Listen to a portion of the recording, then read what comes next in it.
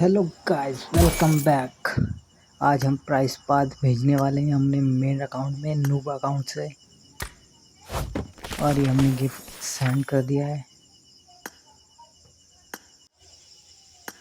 Send to gift,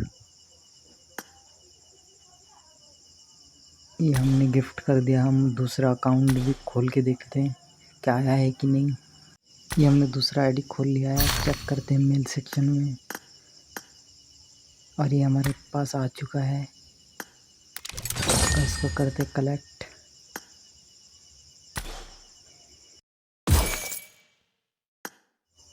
price path के अंदर add हो चुका है। अब इसको करते हैं ओपन।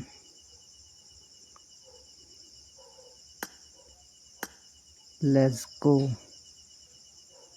अब करते हैं सब कलेक्ट।